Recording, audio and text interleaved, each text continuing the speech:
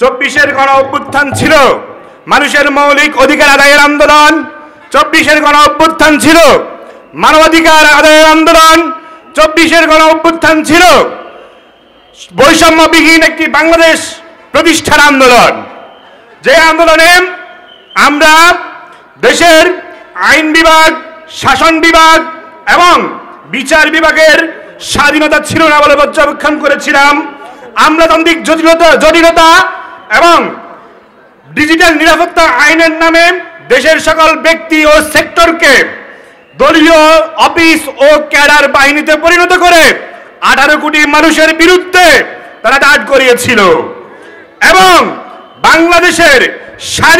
বাংলাদেশের সংবিধানকে দলীয় সংবিধানে পরিণত করেছিল।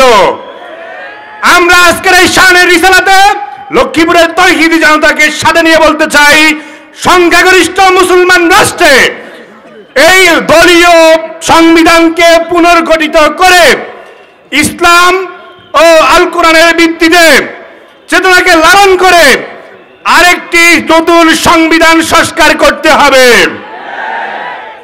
আজ তাদের সকল অপরাজনীতি অপকৌশলকে ধূলিসাৎ করে শেকড় সহ মূল উৎপাদন করে দেশ থেকে বিতাড়নের মাধ্যমে 18 কোটি মানুষের স্বস্তি ফিরে পেয়েছে।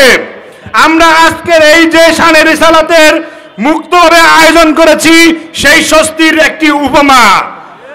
সর্বশেষ আমি একটা কথা বলতে চাই, বাংলাদেশ মেরুকরণ হচ্ছে, একটা গ্রুপ চলে যাচ্ছে ইসলামের পক্ষে, আরেকটা গ্রুপ চলে যাচ্ছে ইসলামের বিপক্ষে। আল্লাহ রাব্বুল আলামিন ঘোষণা দিয়েছেন পৃথিবীতে দুইটি দল হবে, একটি হবে হিজবুল্লাহ, আরেকটি হবে হিজবুশ শাইতান।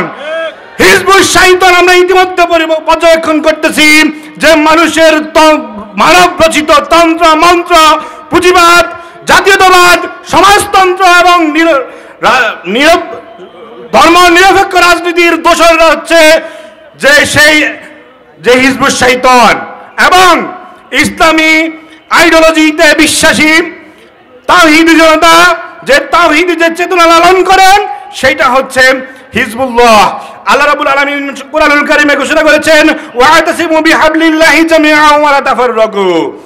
আমি স্পষ্ট ভাষায় বলতে চাই, দল, মত, শ্রেণী, জাতি, ধর্ম, বর্ণ অনেক থাকতে পারে, সকলকেই উদাত্ত আহ্বান জানাচ্ছি সকলেই যেন একই ব্যানারে এসে আমাদের বাংলাদেশ গঠন করতে পারি। সকলকে ধন্যবাদ।